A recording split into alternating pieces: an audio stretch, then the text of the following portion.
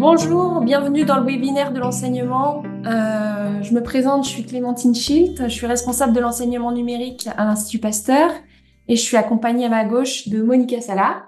Bienvenue du monde entier au webinaire de l'enseignement de la part de Monica Sala, directrice de l'enseignement de l'Institut Pasteur. Et nous sommes accompagnés aujourd'hui de Jean-Luc Guédon de l'Association des anciens élèves de l'Institut Pasteur. Bonjour à tous, merci Clémentine pour ce séminaire qui va sûrement être très très intéressant. Bonjour Antoine. Et donc, ce séminaire est organisé à la fois par la direction de l'enseignement de l'Institut Pasteur avec le soutien de la communication, l'Association des anciens élèves de l'Institut Pasteur et l'Agence universitaire de la francophonie. Et donc aujourd'hui, nous allons parler de Mpox, décryptage d'une épidémie avec Antoine Gessin. Donc le professeur Antoine Gessin est médecin, virologue et enseignant à l'Institut Pasteur. Ses travaux portent avant tout sur les aspects cliniques, épidémiologiques et génétiques du rétrovirus humain HTLV1 et de son homologue simien STLV1. Et plus récemment, sur des virus transmis à l'espèce humaine par des animaux sauvages, tels que le fomivirus et le monkeypox ou Mpox, dont il va parler aujourd'hui. Il a dirigé plusieurs projets multidisciplinaires mêlant des études en laboratoire et des travaux de terrain en Afrique centrale. Donc c'est un grand plaisir de t'écouter aujourd'hui et je te passe la parole. Merci beaucoup Clémentine.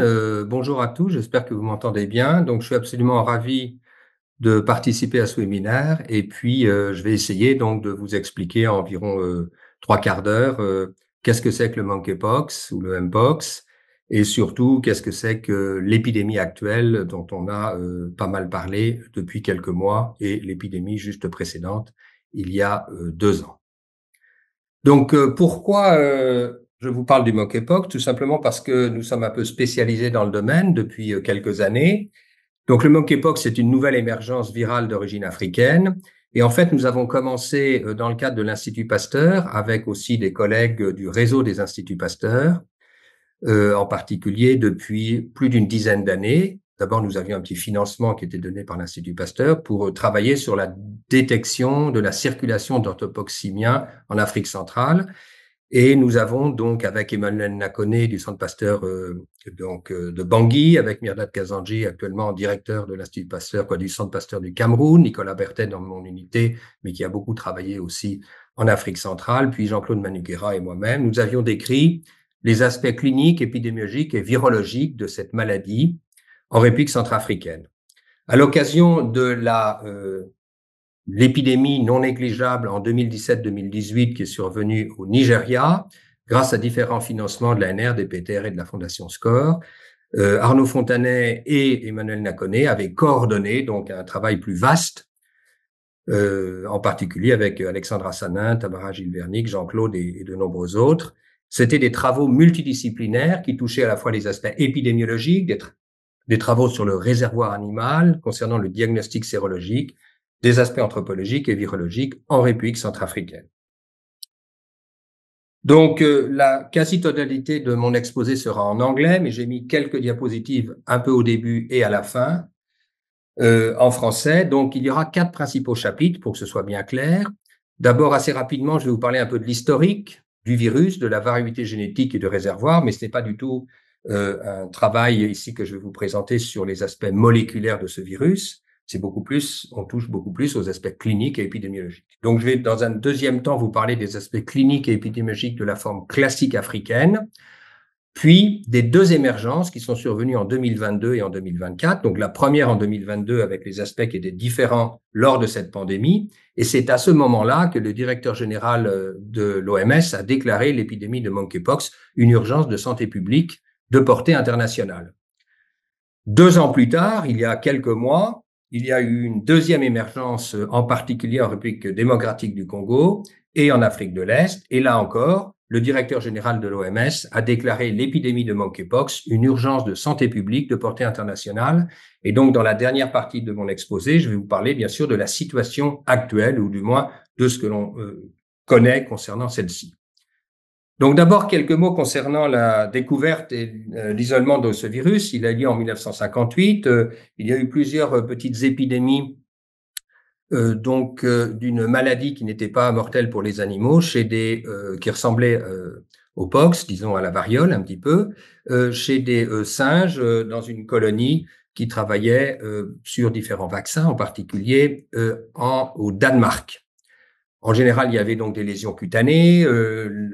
La maladie n'était pas vraiment grave, il n'y a pas eu de décès chez les animaux. Le virus a été isolé des lésions cutanées que vous pouvez voir en haut et à droite, là. Et puis, les études sérologiques, on verra que c'est pas très spécifique en général, c'est sérologique, mais avaient montré que c'était lié au virus de la vaccine. Et en microscopie électronique, il y avait des aspects typiques qui ressemblaient à des espèces de briques qui sont assez typiques et pathognomoniques du poxvirus, des poxvirus. Comme s'il s'agissait d'un poxvirus et comme ça touchait donc des singes, ce virus a été appelé monkeypox virus, qu'on appelle maintenant le mpox. Alors, qu'est-ce qui s'est passé par la suite? Il y a eu d'autres petites épidémies, en particulier chez des animaux de type singe, non-human primate, qui étaient dans des colonies aussi bien aux États-Unis, en Hollande et dans d'autres pays. Il n'y avait pas eu de cas à ce moment-là chez l'homme, malgré le fait qu'il y a eu un certain nombre d'animaux qui sont morts. Donc, ça suggérait, c'est important de le savoir, que les hommes n'étaient peut-être pas susceptibles au monkeypox. Et en fait, on verra que très probablement, ces hommes qui avaient tous été à cette période-là, vaccinés contre la variole, ne pouvaient pas attraper ou n'attrapaient que très rarement ce virus du fait de la protection croisée, comme on va le voir par la suite. Le premier cas de monkeypox chez l'homme, vous voyez ça en rouge ici, a été rapporté en 70 dans le cadre du programme général de surveillance et d'éradication de la variole qui avait lieu actuellement à cette période-là en Afrique. C'était un jeune enfant de 9 mois qui avait des lésions cutanées centrifuges et qui a été hospitalisé à l'hôpital de Bassokoussou avec donc en République démocratique du Congo avec une otite, une mastoïdite et puis des ganglions. Vous verrez tout à l'heure que la présence de ganglions est un signe qui le différencie de la varicelle. Le monkeypox a été isolé de ces lésions. Malheureusement, ce jeune enfant est décédé avant la sortie de l'hôpital du fait d'une infection concomitante par la rougeole et de surinfection associée. Alors, juste dans la foulée, il y a eu quelques autres cas après le cas de 70, en 70-71, qui ont été rapportés, en particulier, vous voyez ça sur la carte, au Nigeria, donc au Libéria, en Sierra Leone, chez des enfants. Mais on peut considérer que pendant les 30 années qui ont suivi, le monkeypox est resté une maladie strictement africaine, avec quelques cas sporadiques et des petites épidémies, en particulier dans les régions forestières d'Afrique centrale et d'Afrique de l'Ouest, plutôt en Afrique centrale et plutôt en République démocratique du Congo, qui était le Zaïre à l'époque. Et tout ça, ça a perduré jusqu'en 2003, où les premiers cas out of Africa, donc en dehors de l'Afrique, de monkeypox sont survenus. Alors, qu'est-ce qui s'est passé à cette époque-là? En fait, les premiers cas sont arrivés aux États-Unis, si j'ose dire, en 2003, mais non pas par la migration, si j'ose dire, de personnes infectées, mais par l'importation de rats de Gambie, qu'on appelait les Chrysotomis, là, les Gambian pouch rats, qui ont été, il y avait aussi d'autres animaux, en particulier quelques écureuils, qui avaient été pris au Ghana, en Afrique de l'Ouest, et transportés au Texas. Ces rongeurs, je rappelle que tous les écureuils et les rats sont des rongeurs, ont transmis en fait le virus, ils étaient porteurs donc de ce virus, et les gens ne s'en étaient pas aperçus, aux chiens de prairie, les prairie dogs que vous voyez ici en photo au centre, qui étaient qui habitaient, si j'ose dire, qui étaient dans les mêmes animaleries pour les animaux exotiques.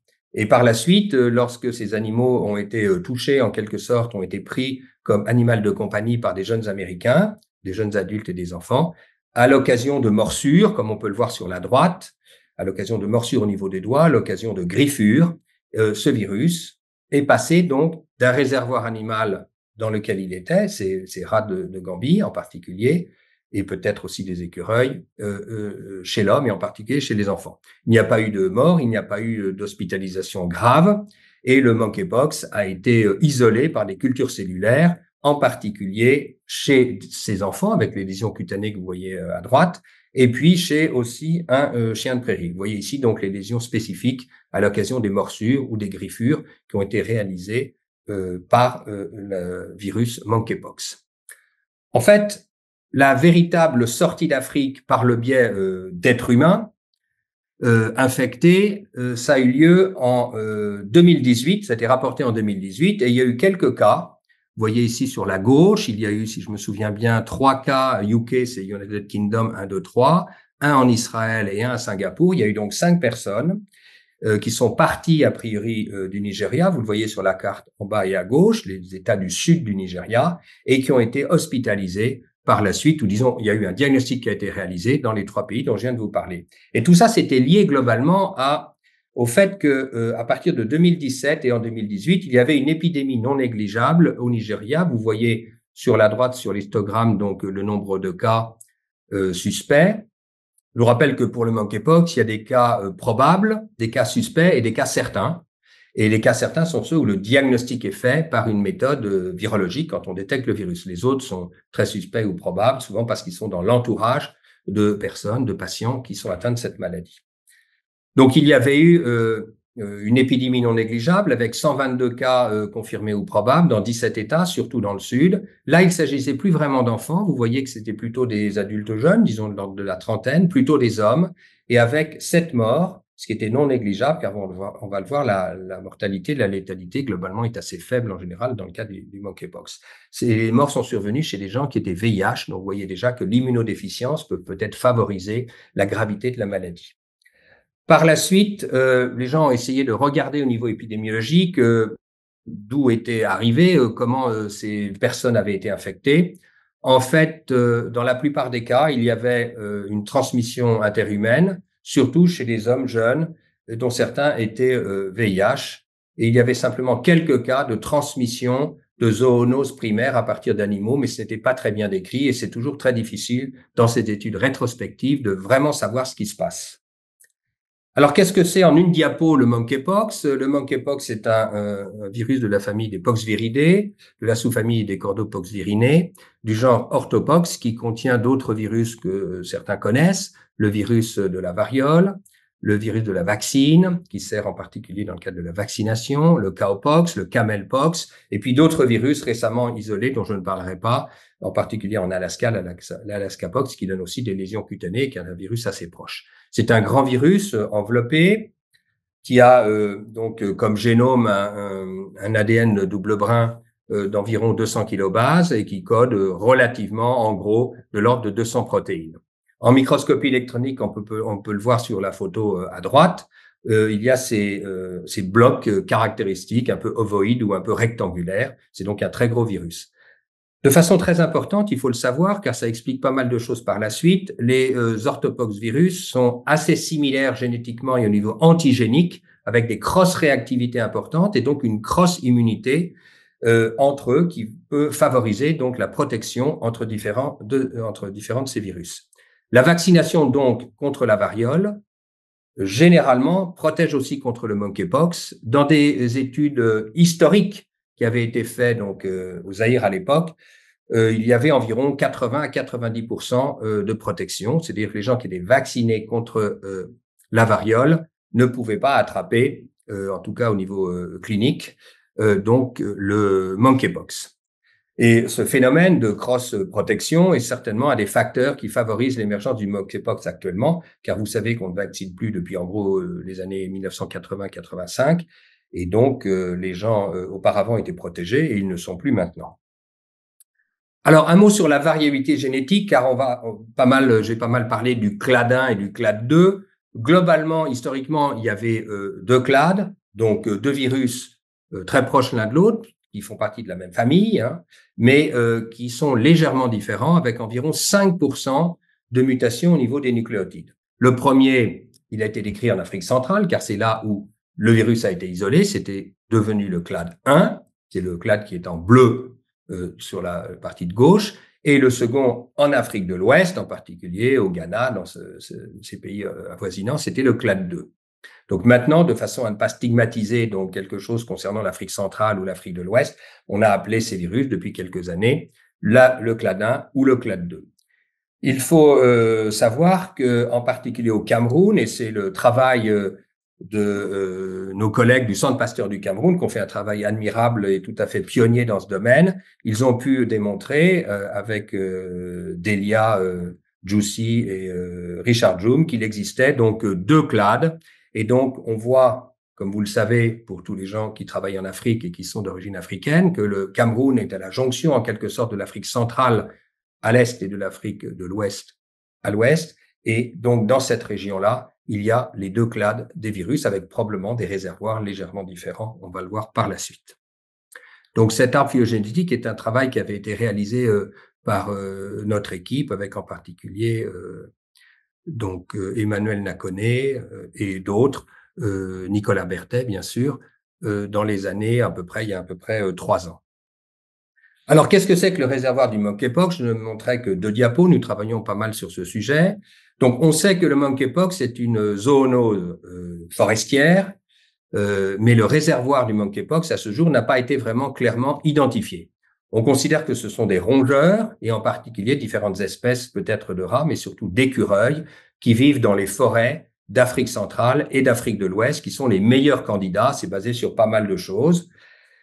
Les singes en particulier, et les grands singes en Afrique, le gorille, les chimpanzés et les petits singes, sont en général considérés comme des hôtes intermédiaires, mais pas vraiment les réservoirs percés de ce virus. Il faut savoir que de nombreux animaux, en particulier des animaux de laboratoire, par exemple de nombreux rongeurs, des singes, des lapins, des prairie dogs aussi, peuvent être susceptibles en captivité à l'infection et dans le cadre de travaux de laboratoire.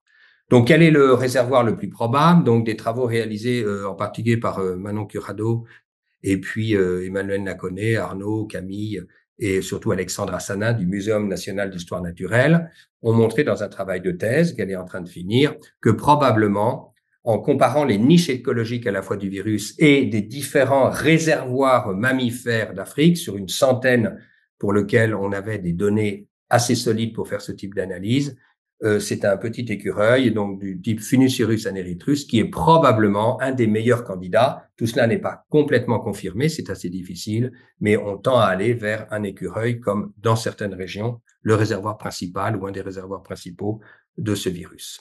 Alors, quels sont maintenant les aspects cliniques? Là, on arrive dans la deuxième partie. On va parler de la forme classique africaine. Tout ça, c'est basé surtout avant l'an 2000, globalement, sur des travaux en DRC, au Nigeria, en République du Congo et en République centrafricaine.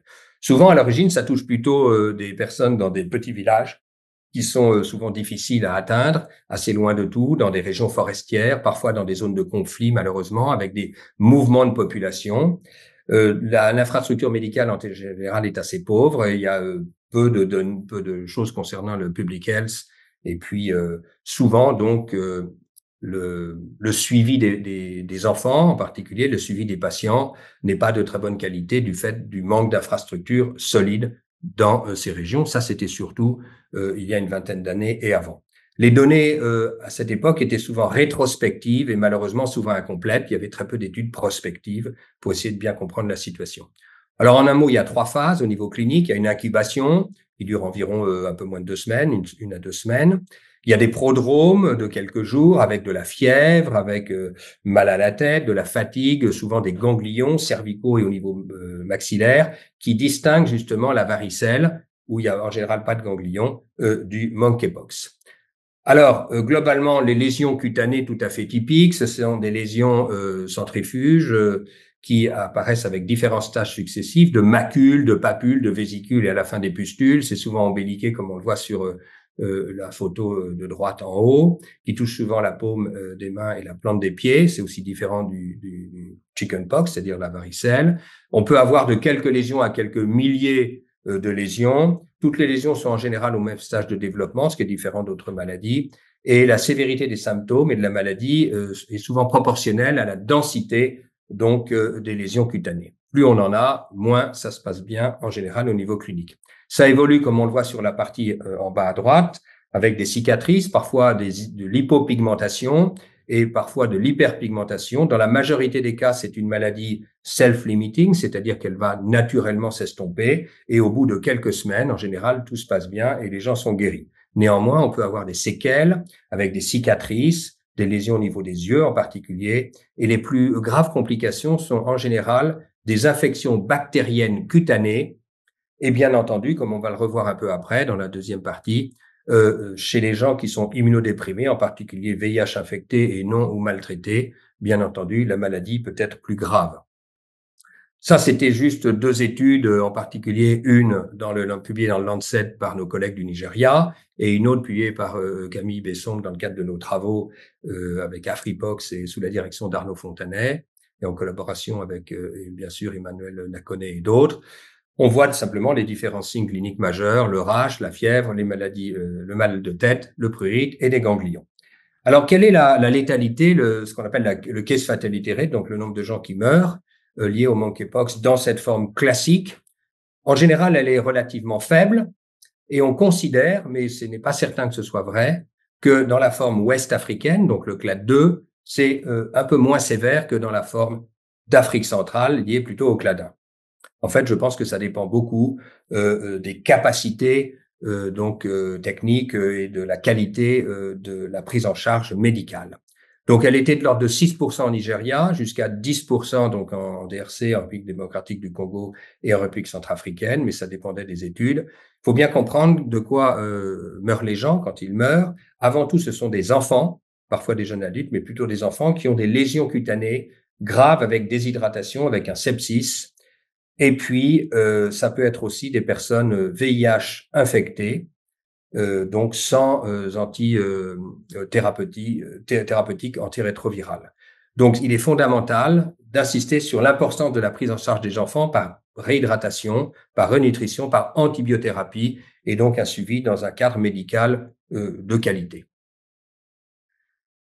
Au niveau épidémiologique, il faut comprendre, vous voyez la carte de l'Afrique avec la majorité des cas qui avaient été diagnostiqués, disons, avant 2000, globalement, qu'il y a une augmentation importante dans une dizaine de pays depuis une vingtaine d'années, cela touchait surtout la République démocratique du Congo, l'ex-Zaïre.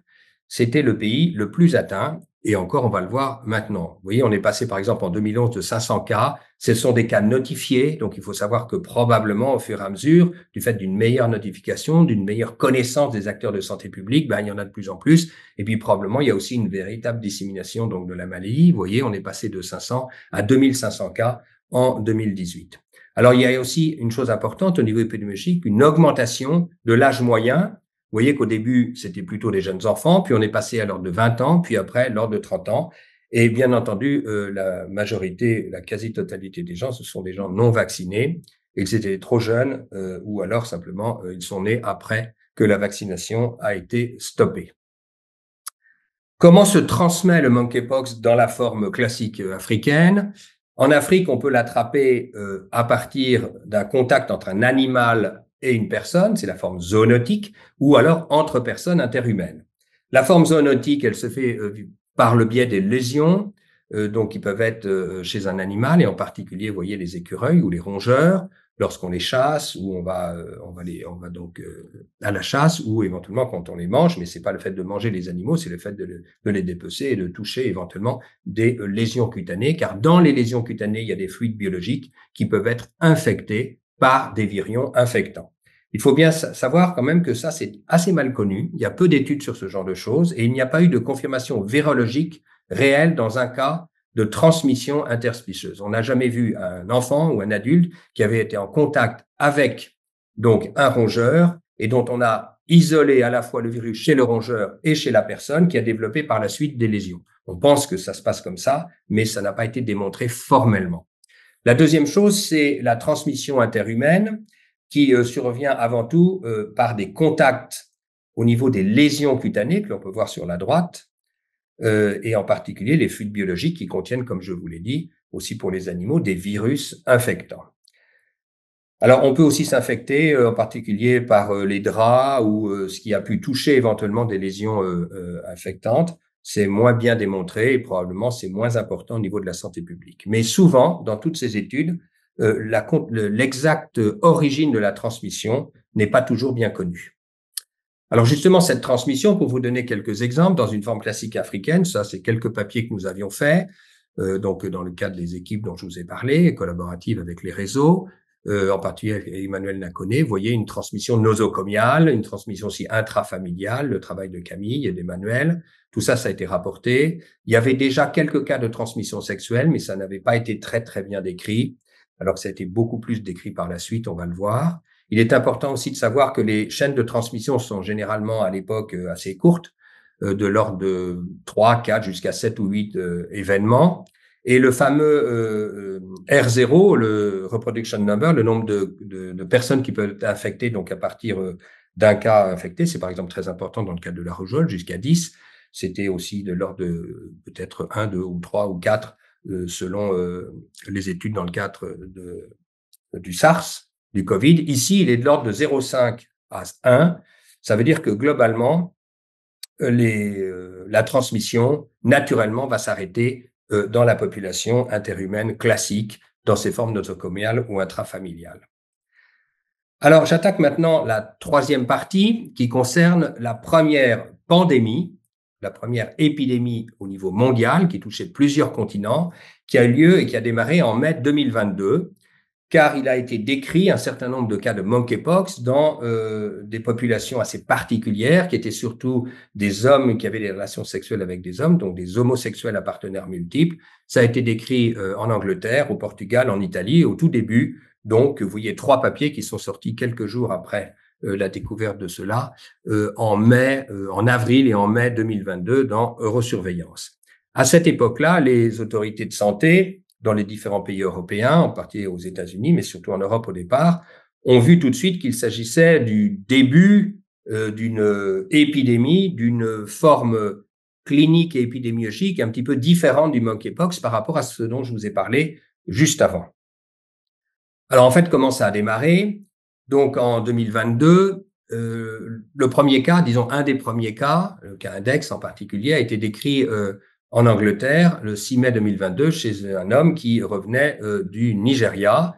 Mais en fait, on s'est aperçu assez vite, les épidémiologistes anglais ont montré qu'il y avait quelques autres cas dans la communauté homosexuelle masculine qui gravitaient un petit peu autour de ce cas, si je puis m'exprimer ainsi, et qui a montré qu'il y avait donc d'autres cas qui n'avaient pas de lien direct avec l'Afrique. Donc, il y avait déjà probablement une certaine dissémination dans ces populations à risque, en particulier en Angleterre, avec les premiers cas au niveau des symptômes cliniques qui ont démarré à la fin du mois d'avril 2022. À ce moment-là, le WHO, donc l'OMS, a déclaré donc une émergence de santé publique concernant le monkeypox en juillet 22 de 2022.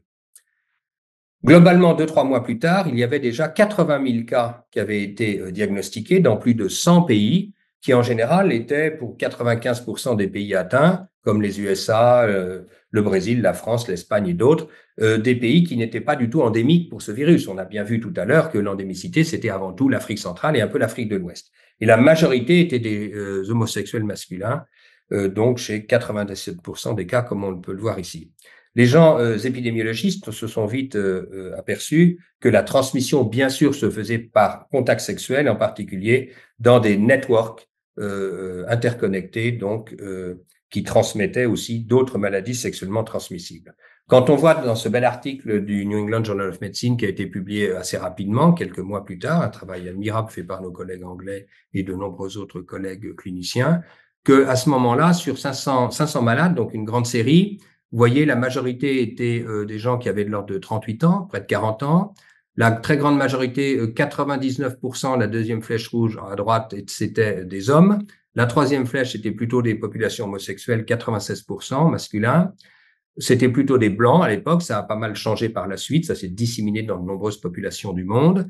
Pas mal de gens étaient VIH positifs, c'est la cinquième flèche. Et ça touchait bien sûr l'Europe, mais ça a disséminé rapidement, comme on va le voir, dans d'autres populations mondiales. Donc voilà ce qui s'est passé. Là, je parle de l'épidémie de 2022, il y a donc 2 ans. Ça a disséminé rapidement. Vous voyez sur la carte à gauche que les lésions, les régions les plus atteintes, qui sont plutôt en rouge, orange, c'est donc plutôt les États-Unis et le Brésil. Vous voyez sur la droite la courbe épidémique tout à fait classique.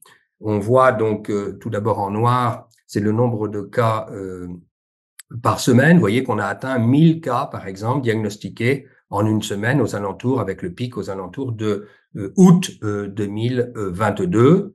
Vous avez la courbe du haut en noir qui est pour le monde, la courbe un peu plus bas qui est pour les États-Unis. Vous voyez que ça a démarré plus faible aux États-Unis, mais ça a continué beaucoup plus fort.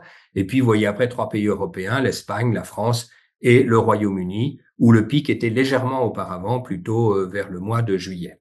Vous voyez en bas et à gauche la distribution donc dans la communauté européenne. Au centre, en bas, dans la population donc en France, qui touchait avant tout l'Île-de-France, et en bas à droite, la courbe épidémique avec un histogramme tout à fait typique d'une épidémie, une augmentation, une espèce de plateau, donc aux alentours de la semaine 26, 27, je crois que c'était plutôt vers juillet-août, et puis une diminution non négligeable par la suite. Ça, c'était Santé publique France qui avait donné ces données. Alors, quels sont les aspects cliniques de cette maladie qui est légèrement différente simplement parce qu'elle touche des populations différentes, des enfants en particulier, des jeunes adultes dont je vous avais parlé auparavant? Bien entendu, c'est un peu le même genre de choses. Il y a toujours une incubation, des prodromes, une phase éruptive, mais c'est légèrement différent étant donné que l'incubation était relativement courte et les données portaient sur des centaines de malades, donc c'était très bien étudié, même en prospectif. Souvent, il n'y avait pas de phase prodromique. Et les patterns, ce qui était assez particulier, bien entendu, du fait du mode de transmission ciblé dans ces populations à risque, c'était souvent des lésions génitales, des lésions anales, des lésions avec des rectites, par exemple, et parfois, donc, au niveau des muqueuses orales, comme des pharyngites. Alors, dans cet article que nous avons eu la chance de publier dans le New England Journal of Medicine avec Emmanuel Nakoné et Yazan Yazdampana, le directeur général de la NRS, MIE, nous avons pu montrer sans problème que la forme classique, c'est au centre par rapport à la forme nouvelle de 2022 pandémique, à droite, les données étaient légèrement différentes concernant bien entendu la localisation, c'était plutôt l'Afrique centrale, l'Afrique de l'Ouest et puis plutôt le monde, la population affectée, plutôt des enfants, des jeunes adultes ou des populations homosexuelles masculines, les données épidémiologiques, je ne vais pas tout reprendre, la transmission qui est bien sûr différente, la dissémination, les aspects cliniques dont je viens de vous parler, les symptômes, le type de virus. On va voir qu'il y a eu émergence d'un virus légèrement différent dans le clade 2, et puis les cases fatalité rate, donc la létalité qui était, je vous ai expliqué, de l'ordre de 1 à 15% dans les formes classiques, elle était beaucoup plus faible, de l'ordre de 2 pour 1000, ou plutôt de 2 pour 10 000 dans cette population. Alors, si on résume un petit peu dans ce beau schéma, nous sommes assez fiers d'ailleurs parce que il résume très bien l'histoire naturelle du monkeypox. À ce moment-là, on ne parle pas de l'épidémie actuelle. Vous voyez tout d'abord que sur la gauche, dans les forêts d'Afrique centrale, les rainforests, il y a donc des réservoirs animaux, en particulier des rongeurs de type rat ou de type écureuil, qu'à partir de cela, il peut y avoir passage à d'autres animaux comme les singes en bas, mais c'est plutôt des hôtes intermédiaires. Il y a tout en bas, qui va vers la droite, en bas, la sortie d'Afrique par le biais donc des chiens de prairie infectés qui sont passés ensuite chez les enfants. Je vous rappelle qu'il y a eu environ 80 cas, il n'y a pas eu de décès à ce moment-là. C'est donc bien différent de ce qui se passe en Afrique centrale. Et puis si on revient donc au réservoir à nouveau à gauche, on voit en rouge ici la transmission zoonotique qui peut toucher des enfants ou des chasseurs par exemple, puis des petites transmissions interhumaines sporadiques ou avec des petites épidémies dans des villages africains, d'Afrique centrale surtout. Et dans quelques cas, il y a eu bien sûr à partir de 2018, 2017, 2018, 2022, ce dont je viens de vous parler, donc cette grande pandémie avec près de 100 000 personnes qui atteint surtout les grandes villes donc occidentales. Alors, si vous regardez la situation actuelle, mais concernant cette épidémie, pas la situation concernant l'épidémie actuelle, on voit donc cette courbe tout à fait typique à gauche en rouge avec le début en mai 2022 et le pic important. Vous voyez, c'est le nombre de personnes diagnostiquées chaque semaine.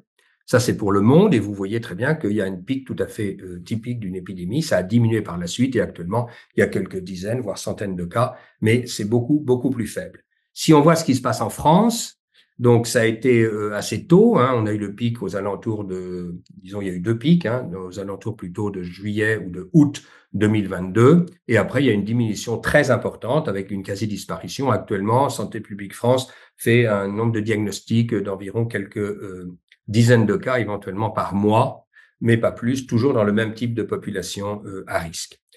Alors, à quoi ça a été dû cette disparition quasiment de cette épidémie? Ça a été lié à l'information, ça a été lié aux efforts de prévention, l'utilisation de thérapeutiques, mais en fait, on va voir que il n'y a pas vraiment de thérapeutique spécifique qui fonctionne bien. Le tecovirimat, dont on pensait que ça marchait, en fait, ça n'a pas vraiment été démontré avec certitude, mais c'est surtout aussi la vaccination dans les populations à risque qui a beaucoup joué.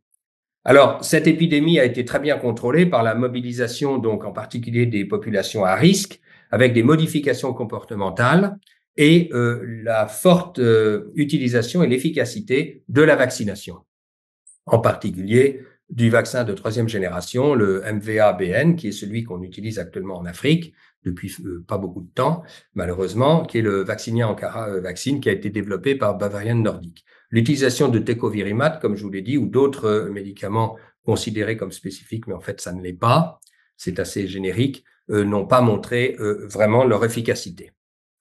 Alors, il y a quand même eu quelques formes graves, même dans nos régions. Sur pas loin de 100 000 cas diagnostiqués, il y a eu environ 150 à 200 morts. La plupart des gens chez des gens VIH infectés, qui étaient peu ou disons maltraités et dans des situations difficiles au niveau santé publique. On voit là en bas à gauche, en jaune, que la plupart des gens qui mouraient de l'infection par le monkeypox et qui étaient VIH infectés, c'était chez des gens qui avaient des CD4 extrêmement bas et en particulier moins de 200 cellules par millimètre cube. En Afrique et en particulier au Nigeria, là on parle de l'épidémie disons 2018-2022 au Nigeria, on voit que là il y avait une fatalité qui était un peu plus importante, mais là aussi surtout chez des gens qui étaient VIH. Néanmoins, il y avait un certain risque de mortalité chez les enfants, et on l'a vu tout à l'heure, c'était parce que souvent ces enfants sont dénutris, ne sont pas très bien pris en charge par une efficacité médicale de ce côté-là. Ils sont parfois déshydratés et il y a souvent des surinfections cutanées avec un manque d'antibiotiques patent. Alors, un mot sur qu'est-ce que c'était exactement que le virus qui a émergé lors de la pandémie de 2022. Comme c'était, je vous le rappelle, au niveau didactique, c'était des gens qui sortaient du Nigeria, il s'agit du clade 2 de West Afrique, et en fait, il y a eu la quasi-totalité des gens qui ont été atteints lors de l'épidémie de 2022, avec près de 100 000 cas dans le monde, étaient infectés par le même virus, qui était un virus qui dérivait du clade 2, mais qu'on a appelé le 2B, le reste restant le 2A, et c'était un virus qui avait commencé à sortir en quelque sorte du Nigeria aux alentours de 2018-2019. Alors, quelques travaux fondamentaux ont pu montrer que c'était une espèce de variant, si je puis dire, je ne veux pas rentrer dans les détails, mais c'était donc le facteur de restriction ApoBex3 qui agissait sur le virus et qui favorisait donc les mutations GVRA et CVRT. C'est ce qu'on appelle ici les ApoBec type mutation. Et vous voyez sur le dessin de gauche, un peu gris sur la gauche et après plutôt en violet un petit peu, que la quasi-totalité du clade 2B était liée à ce virus légèrement mutant sous l'action de ce facteur de restriction qui témoignait d'une transmission interhumaine spécifique. Et sur la partie de droite, on voit que l'émergence de ce virus a été datée par des techniques d'horloge moléculaire et de datation aux alentours de 2016, donc au Nigeria. En fait, un travail tout à fait remarquable fait par de nombreux collègues et en particulier l'équipe du Centre Pasteur du Cameroun et avec comme premier auteur Delia Dorenjoussi qui avait été une ancienne doctorante chez nous et qui maintenant fait un travail remarquable au Centre Pasteur du Cameroun sous la direction de Richard Djoum, donc le chef du service de rétrovirologie et de virologie de façon générale. Avec de nombreux collègues, ils ont montré en fait que c'était le sud du Nigeria, en particulier le sud-est du Nigeria, qui était à l'origine de la pandémie humaine. Comme vous pouvez le voir sur la droite, vous voyez donc la ligne rouge, c'est la frontière entre à droite le Cameroun et à gauche le Nigeria, et en bas, vous voyez très bien que c'est à partir de 2015-2016 que le clade 2B, qu'on appelle ici le HMPXV-1, a émergé. Et tout ça, donc, c'est sorti en fait du Nigeria aux alentours de 2016. Il faut aussi savoir que dans ce très beau papier, ils ont pu montrer qu'il persistait aussi bien au Nigeria qu'au Cameroun une transmission zoonotique non négligeable, ce qui souligne bien sûr le risque potentiel d'une réémergence de ce virus monkeypox. Et bien entendu, comme on pensait que ça pouvait émerger, voilà ce qui est arrivé. Et vous voyez maintenant dans cette quatrième partie quelle est la situation actuelle démarrée en 2023 et en 2024, cette année, de la nouvelle épidémie importante en République démocratique du Congo. Donc, on savait que depuis environ décembre 2022, il y avait une épidémie avec un nombre de cas non négligeable qui augmentait avec une meilleure notification, bien entendu, mais probablement, il y avait néanmoins une augmentation réelle des cas. En 2023, il y a eu environ 16 000 cas. Je vous rappelle que là-dedans, il y a à la fois les cas, disons, démontrés, et puis les cas suspects, et les cas simplement probables. Et il y avait quand même à peu près 600 morts, 650 morts. Et il y avait aussi à cette période-là déjà le début d'une certaine documentation d'une transmission sexuelle. En 2024, ça c'est juste au début de l'année, les quelques premiers mois. Après, je vous montrerai ce qui se passe actuellement. On voit qu'il y avait déjà de l'ordre de 4000 nouveaux cas avec 270 morts, une létalité de l'ordre de 7%. Et ça touchait avant tout la région de l'Équateur, que l'on voit bien donc sur la carte au centre. Donc c'est sur la gauche et au centre de l'ex-Zaïre, de la DRC. Et vous voyez sur le schéma en bas et à droite, les deux schémas en bas et à droite, où il y a une courbe bleue, une courbe orange et surtout une courbe noire au début, pour les premières semaines, qu'il y avait une augmentation non négligeable, aussi bien du nombre de cas de décès que du nombre de cas cliniques suspects de cette maladie. Et je rappelle à ce moment-là, c'était au début de cette année, qu'il y avait surtout des enfants de moins de 5 ans qui payaient le plus lourd tribut à cette maladie, avec quelques centaines de cas maintenant de décès chez les enfants. Alors, qu'est-ce qui s'est passé en fait par la suite? Juste après, il y a eu plusieurs papiers qui sont sortis. C'est des travaux actuellement donc remarquables faits par les gens de l'INRB, donc à Kinshasa, en collaboration avec des gens de l'IRD, des Américains, des Anglais. C'est un grand consortium qui travaille là-dessus, mais vraiment, ils font des travaux tout à fait remarquables localement. Ils se sont aperçus qu'il y avait une épidémie, non pas du tout dans la région de l'Équateur à gauche, mais plutôt complètement vers la droite et un peu en bas, vers le sud Kivu, donc dans une province à l'est de la République démocratique du Congo. Ça a démarré en septembre 2023. C'est une population, c'est une région qui est densément peuplée, assez pauvre, avec des mines. Donc, c'est la région de Kamituga, qui est à côté de la ville de Bukavu. Et surtout, c'est très proche de pays limitrophes comme le Burundi ou le Rwanda. Donc, ils sont aperçus de quoi? Qu'il y avait une augmentation non négligeable des cas. Vous le voyez en bas et à gauche, avec en particulier pas mal de PCR positives parmi les gens qui étaient testés. Et puis, en bas et à droite, vous voyez qu'il y avait bien sûr des hommes, mais il y avait aussi des femmes. Et il y avait relativement peu d'enfants, alors que je vous l'ai dit tout à l'heure, dans la plupart des autres cas de la région de DRC, dans les nombreuses autres provinces, il y avait quand même une proportion non négligeable des cas, en particulier de ceux qui décédaient, qui étaient des enfants. Là, on voit qu'il y a une majorité de femmes, c'est plutôt des femmes relativement jeunes et qui étaient souvent des professionnels du sexe, donc de type prostituées ou simplement des femmes qui allaient donc avec les hommes qui vivaient dans cette région et en particulier dans la région de Kamituga, qui est une région pauvre, minière, je vous le rappelle. Alors, les études phylogénétiques moléculaires de virus ont montré que cette épidémie que l'on voit ici au niveau du point rouge en bas et à droite dans la région de Kamituga était liée en fait à l'émergence d'un virus de cladin. Bien entendu, soyons didactiques, le cladin, c'est celui qui est en Afrique centrale, donc c'est tout à fait normal que ce soit le cladin.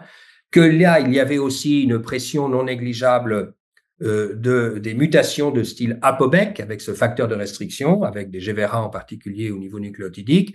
Et cela, ça a été appelé le clade 1B, comme tout à l'heure, c'était le clade 2B plutôt dans la pandémie mondiale. Et ça, c'était lié au fait que là aussi, il y avait une transmission interhumaine.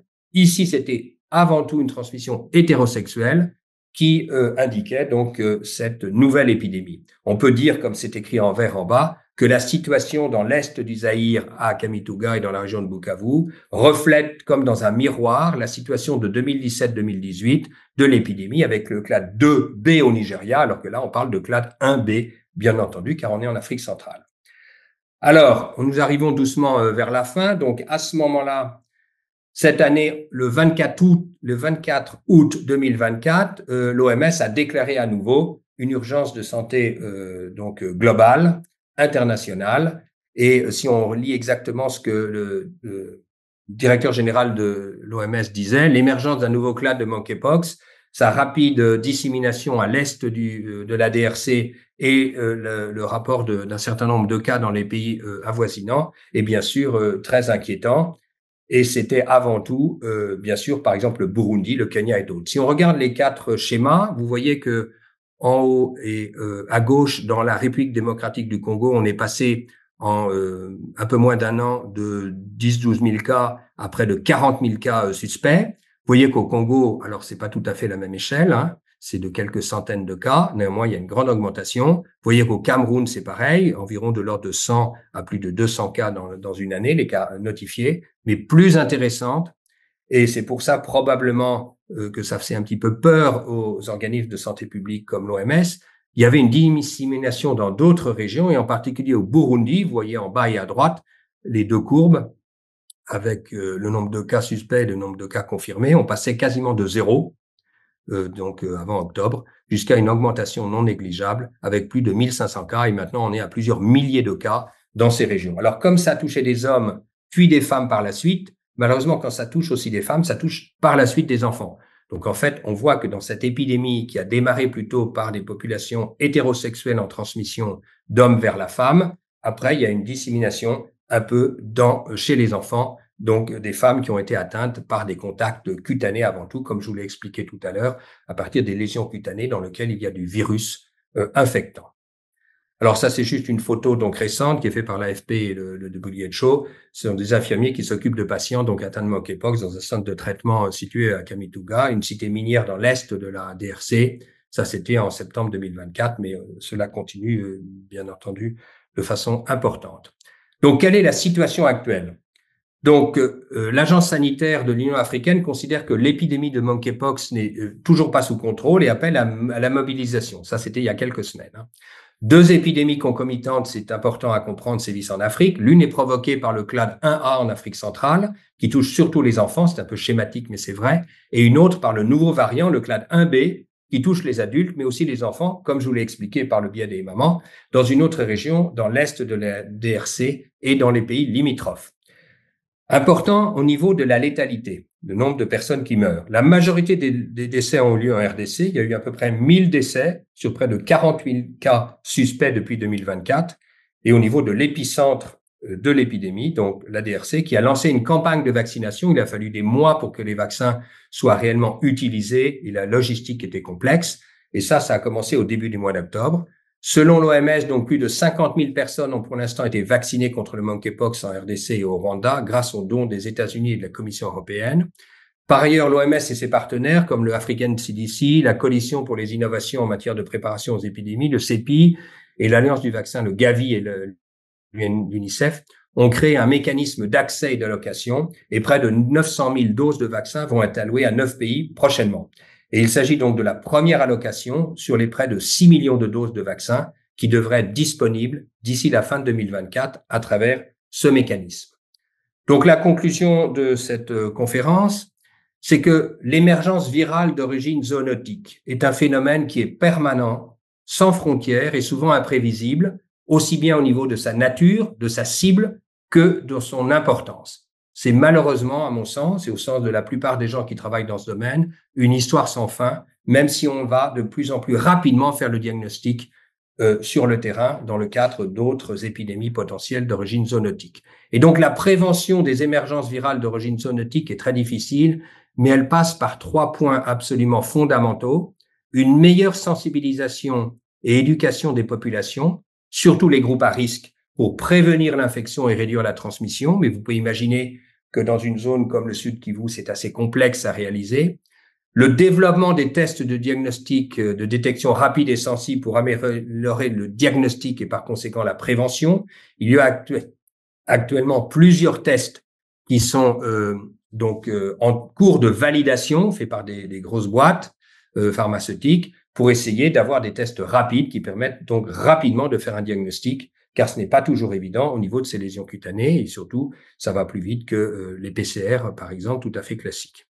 L'évaluation aussi très importante de l'efficacité des traitements, car à ce jour, il n'y a pas vraiment de traitement spécifique, mais plutôt symptomatique qui fonctionne. Et bien sûr, des vaccins. Je vous ai expliqué donc que les vaccins commençaient à arriver de façon non négligeable en République démocratique du Congo et dans les régions avoisinantes. Et c'est très heureux, mais ça a mis un certain temps pour des lésions avant tout logistiques. Et il faut améliorer, c'est exactement ça que je viens de vous dire, les efforts pour les rendre accessibles à tous les groupes et aux différentes régions touchées, et en ciblant au départ des populations les plus à risque de dissémination par la suite. Donc j'aimerais juste remercier les nombreuses personnes qui travaillent sur ce sujet dans mon unité et en collaboration, en particulier à l'Institut Pasteur de Bangui avec Emmanuel Nakoné et de nombreuses personnes de son groupe, au Centre Pasteur du Cameroun, Richard Djoum, Delia de Renjoussi, donc sous l'action de son directeur Mirdad Kazanji, au Muséum national d'histoire naturelle, Manon Curado qui fait sa thèse avec nous sous la direction de moi-même et d'Alexandre Assana, mammalogiste et personne qui connaît très bien donc le réservoir potentiel. Mon unité à l'Institut Pasteur de Paris, j'aimerais citer donc bien sûr Nicolas Berthet, Olivier Cassard et Manon Curado. À l'Institut Pasteur de Paris aussi donc l'unité de Jean-Claude Manuguera, qui a réalisé de nombreux travaux dans le domaine du diagnostic et en partie de la sérologie. L'équipe d'Arnaud Fontanet, qui a été vraiment une frontline avec Camille Besson, Tamara et Laura Scheffer dans le cadre de la recherche de financement et surtout de tous les aspects épidémiologiques de terrain en République centrafricaine. Et puis Yazdan Pana, qui nous a beaucoup aidé dans le cadre de la NRSMIE et qui travaille, qui est son directeur actuel. Voilà, je vous remercie. Voilà, merci beaucoup d'avoir été là aujourd'hui. Merci Jean-Luc aussi pour ton soutien de l'Association des anciens élèves d'Institut Pasteur. Et merci à l'Agence universitaire de la francophonie. Et surtout, merci Antoine. Je vous en prie. Merci Antoine et au revoir à tout le monde.